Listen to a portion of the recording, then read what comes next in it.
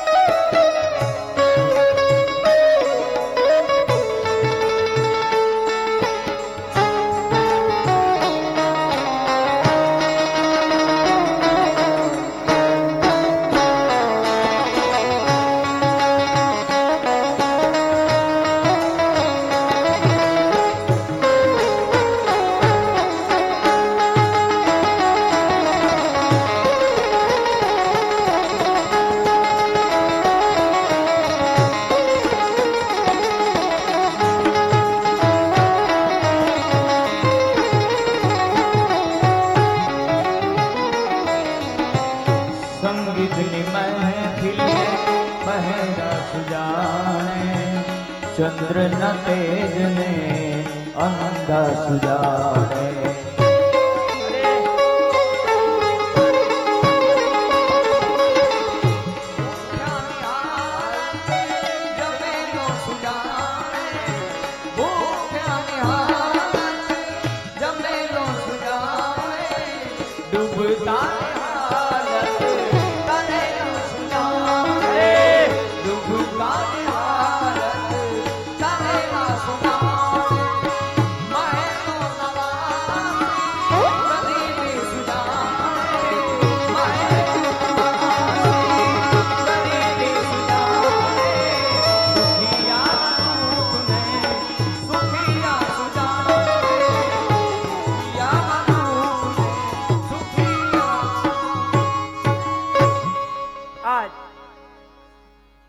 ધુંધુલીએ આત્મદેવને છેતરા છે, બુદ્ધિ આત્માને છેતરે છે. આજે બન્યું છે એવું કે આ ધુંધુલી સગર્ભાનો સ્વાંગ રચે છે અને બેનને ત્યાં પ્રસવ થયો, પુત્રનો જન્મ થયો. રાત્રિના અંધકારમાં જ આવી અને અંધકારમાં જ પુત્રને આપી અને આજે આ પુત્રને લઈ ધુંધુલીએ પુષ્કળ એના બનેવીને ધન આપ્યું છે અને સવાર થતા જાણ કરી છે કે મારે ત્યાં પુત્રનો જન્મ થયો અને એને ત્યાં પુત્રનો જન્મ થયો. ધુંધુલીનો પુત્ર જ ધુંધુકારી કહેવાનો. ધુંધુલીનો પુત્ર જ ધુંધુકારી કહેવાનો. હવે બન્યું છે એવું કે સંત પ્રસાદી કોઈ દી વિફલ ન જાય. જે ગાયને ફળ ખવડાવ્યું હતું એ ગાયને પણ પ્રસવ થયો.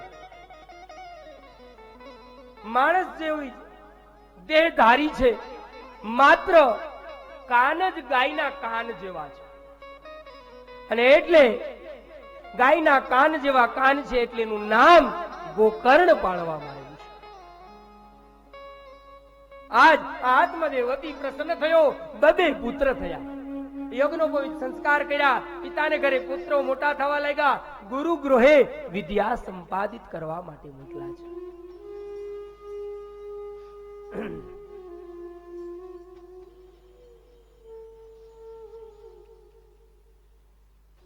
આજે આ ગોકર્ણ પંડિતો જ્ઞાની ધુંધુકારી મહાખલ.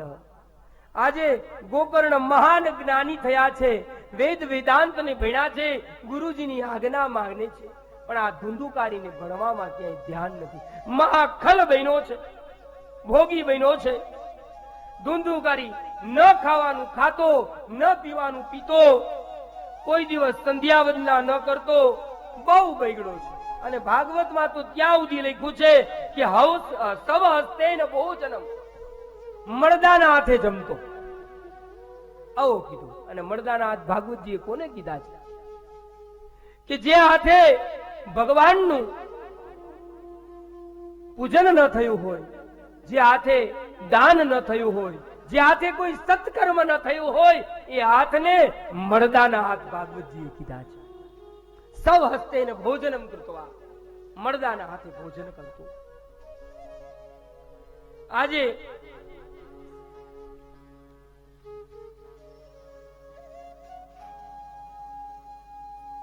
આ ધુંધુકારી ખૂબ બગડ્યો છે, ચોર બન્યો છે. પોતાના વિષયોને સંતુષ્ટવા માટે ન કરવાના કુતર્કો કરવા લાગ્યો છે. આજે આ વ્યસની અને વ્યભિચારી બન્યો છે. પિતાને એમ થયું કે પુત્ર બગડ્યો છે એટલે આત્માદેવ એને સમજાવવા માટે જાય છે, તો એને લાત મારીને ધક્કો મારીને આઘા ખસેડી દે છે. અને હવે તો એ માતા પિતાને મારી મારીને ઘરમાંથી પૈસા લઈ જવા લાગ્યો છે, ખોટા માર્ગે પૈસાનો વ્યય કરવા લાગ્યો છે. અને આજ હવે દીકરાની લાત ખાધીને, પાટું ખાધું ને, ત્યારે એને સંતની વાત સમજમાં આવી.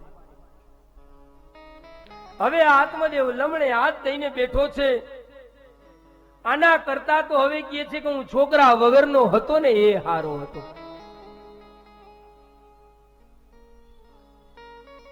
અને હવે મારી બહુ મોટી ભૂલ થઈ છે. દીકરાની પાટું ખાધી, લાત ખાધી, એટલે આજે આત્મદેવને સમજાણું છે. આજ વાત ગળે ઉતરી છે. અને આમય જે બારનાનું ન માનતો હોય, બારનાઓ જેને સમજાવતા ન સમજતો હોય એને ઘણી વખત ઘરના જ સમજાવી દો. અને કહેવત પણ છે, જેને કોઈ ન પૂગે ને એને પેટ પૂગે. જેને કોઈ ન પૂગે એને પેટ પૂગે. અને એટલે જ હિરણ્ય કશ્યપુને ત્યાં પ્રહલાદ ત્યાં ના પડવા છતાં પણ આગળ કથા આવશે, હરિભક્તિ કરી. આજ હિરણ્ય કશ્યપુ બધાને હરિની ભક્તિ કરવાની ના પાડતો હતો, પણ એના જ ઘરમાં પ્રહલાદ થયા અને એને જ હરિની ભક્તિ કરી. જેને કોઈ ન પૂગે એને પેટ પૂગે. આજ કથામાં જે સાંભળ્યો હોય એ યાદ આવે. પણ મારી અને તમારી અધોગતિ એવી છે કે આપણે 3 કલાક કથામાં બેસીએ છીએ, પણ કથા આપણામાં બેસતી નથી. કથા શબ્દનો અર્થ જ એવો થાય. કથા શબ્દનો અર્થ જ એવો થાય. કથા શબ્દને ઉલટાવો એટલે શું થાય? થાક. જ્યાં બેસવાથી જીવનના વાણા તાણાનો, સંસારનો થાક ઉતરે ને એને જ કહેવાય કથા. સંસારના વિષયો દૂર થાય એને કહેવાય કથા.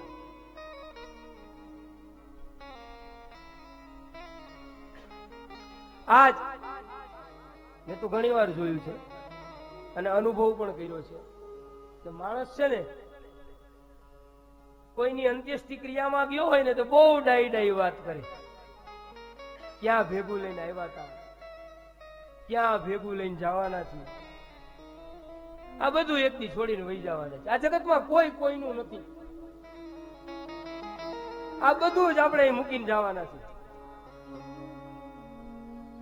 આવી બહુ ડાયું ડાયું વાત કરે. પણ ઈ વાત ક્યાં સુધી કે જ્યાં સુધી સ્મશાનમાં બેઠો હોય ને ત્યાં સુધી. ત્યાંથી ઘરે આવે ને જેમ કપડા ખખેરી નાખે ને બધું જ્ઞાન કરી જાય, એમ કોણ જાણે જ્ઞાન ખરી જતું હોય મને ખબર નથી. અને આવી જ વાતો કરતા હોય.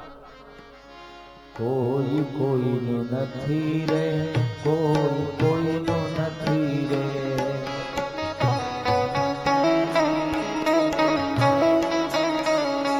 કોઈ કોઈનું નથી રે, કોઈ કોઈનું નથી રે.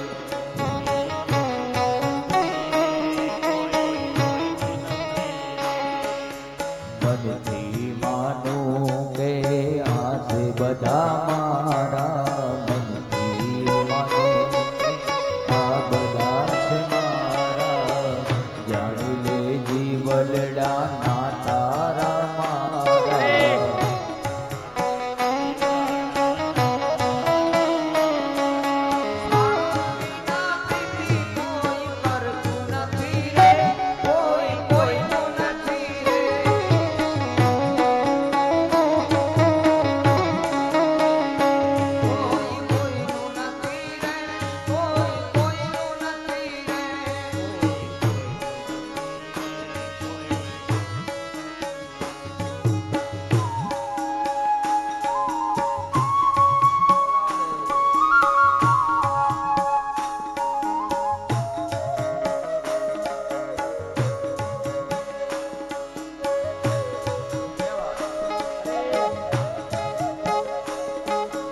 અમારો દીકરો ને અમારો બાપ છે.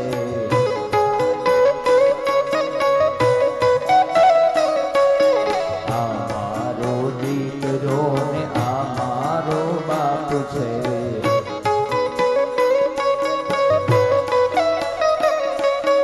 અમારી ઘરવાળી અમારી માત છે.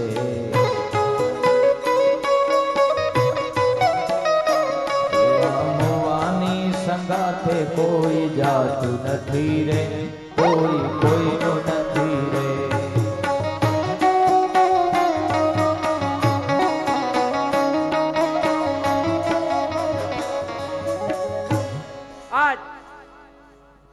જીવને જ્યાં સુધી દેહમાં આસક્તિ છે ત્યાં સુધી છે આ મારું આ તારું.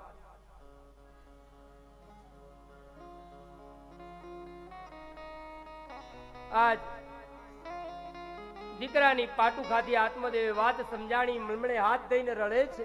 એ સમયે ગોકર્ણ મહારાજ આવ્યા અને એને 2 શ્લોકની અંદર પિતાને જ્ઞાન ઉપદેશ કર્યો અને એને ગોકર્ણ ગીતા કીધી છે ભાગવતજીની અંદર. ગોકર્ણ મહારાજે કીધું કે પિતાજી, આ શરીર, આ હાડ માંસ બધું જ ચામડાનું બનેલું છે. આ બધી માયા છે, આ આપણું નથી, આ મળેલું છે.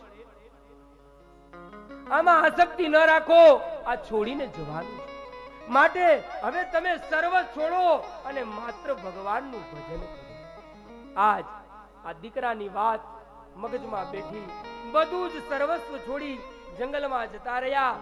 ભગવાનના નામનું સંકીર્તન કરવા લાગ્યા.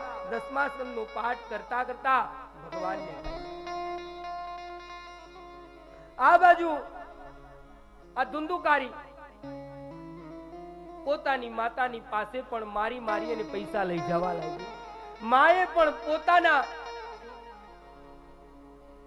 દીકરાના આવા વ્યવહારથી કંટાળી અને ઘરની બહાર કુવામાં પડી અને આત્મહત્યા કરી. આ બાજુ ગોકર્ણ મહારાજે વિચાર્યું કે હું યાત્રા કરવા જાઉં. ગોકર્ણ મહારાજ યાત્રા કરવા નીકળી ગયા. હવે આ ધુંધુકારી સ્વતંત્ર બન્યો. સ્વતંત્રતા સ્વછંદતામાં પલટાતા વાર નથી લાગતી. 5 મિનિટ એટલે હું મહાત્મ્ય સંપન્ન કરું. મને આજ ખબર છે તમારો રાસે નથી થયો આજના સત્રમાં. પણ આજની કથા થોડી કેવી હતી એટલે આજે આ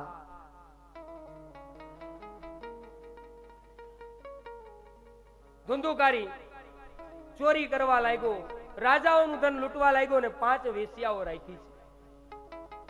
અને એ 5 વેશ્યાઓ ક્યાં કઈ છે તો કીધું છે શબ્દ, સ્પર્શ, રૂપ, રસ અને ગંધ. આ 5 વિષયો છે. એ જ 5 વેશ્યાઓ. આને જો અવિવેક સાથે જોડો તો પતન થાય જીવનું, અને આને વિવેક સાથે જોડો તો એનો ઉદ્ધાર થઈ જાય. 5 વિષયો ખરા, પણ આ 5 વિષયોને ભગવત તરફ લઈ જાઓ તો કલ્યાણ થઈ જાય. આજે શબ્દ ખરો પણ કયો કે ભગવાનની કથાનો, ભગવાનના નામનો. સ્પર્શ ખરો શેનો તો કે ઠાકોરજીના ચરણોનો. રૂપ ખરું તો કોનું તો કે નંદ નંદન બ્રજ નંદન ઠાકોરજીનું. રસ ખરો પણ શેનો ભગવાનના ચરણોના નૈવેદ્યનો, ભગવાનના પ્રસાદનો રસ. ગંધ શેની કે ભગવાનના ચરણોની અંદર પડેલા પુષ્પદળ, તુલસીદળ ની ગંધ. આ 5 વિષયોને જો વિવેક રૂપ લઈ જાઓ તો માણસ ધન્ય બની જાય. અને આ જ વિષયોને સંસારની તરફ વાળીને લઈ જાઓ તો એ અવિવેકી બની જાય, એનું પતન થાય. આજે આ ધુંધુકારી રાજાનું ધન લૂંટીને લાવીને આ વેશ્યાઓને આપવા લાગ્યો. ખૂબ ધન એકઠું થયું. વિચાર કર્યો આ બારંગણાઓએ ત્યાં ઘણી જગ્યાએથી ઘણા રાજાઓનું પણ ધન લૂંટીને લાવે છે. અને જો આ ધન સાથે પકડાઈ ગયો અને ક્યાંક આપણું નામ લેશે તો રાજા આપણને મારી નાખશે. માટે આપણે જે કામ કરીએ આને મારી નાખીએ. આવું હો 5એ નક્કી કર્યું. ખૂબ મદિરા પાઈને મદોન્મત કર્યો અને પછી ભાનમાંથી બહાર નીકળો એટલે એનું ગળું દબી અને 5 વેશ્યાઓ એને મારવા માટે પ્રયત્ન કરે છે. પણ પાપી માણસનો પ્રાણ જલ્દી છૂટતો નથી. સાણચો લઈ આવ્યો અને મોઢું ખોલ્યું ને ધગધગતા અંગારા એના મોઢામાં નાખ્યા. મહાપરાણે એનો પ્રાણ છૂટ્યો. અંતે યામતી સા ગતિ પ્રેત બન્યો, પિશાચ.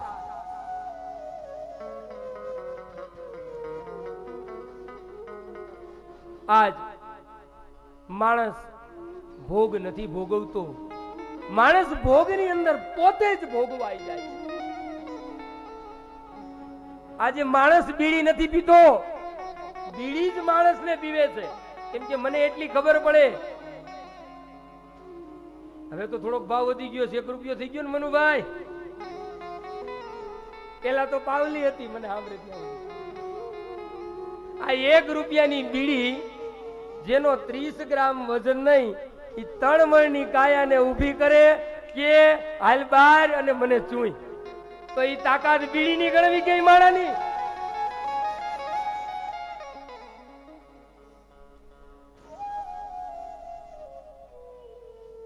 આજ માણસ ભોગ નથી ભોગવતો, એ પોતે જ ભોગવાઈ જાય છે. ભોગવતા ભોગવતા આજે આ ધુંધકારીનું મૃત્યુ થયું. ગોકર્ણ મહારાજને તીર્થમાં ખબર પડી છે. તે પિતૃગયામાં ગયા. ગોકર્ણ મહારાજે પોતાના ભાઈનું ત્યાં પોતાની હાથે શ્રાદ્ધ કર્યું અને પછી પોતાના નગરમાં આવ્યા. પોતાના નગરમાં પોતાના ઘરની અંદર શયન કર્યું અને ત્યારે પિશાચને જોર જોરથી રડવાનો અવાજ સંભળાયો. હવે આની પાસે તો ભક્તિનું બળ હતું, ભગવાનની સાધનાનું બળ હતું, અને જેની પાસે ભગવાનનું બળ હોય એને પછી ભય હોય જ નહીં, એને પછી કોઈનો ભય ન હોય. એટલે તરત જ ઉભા થયા, કીધું કોણ છો?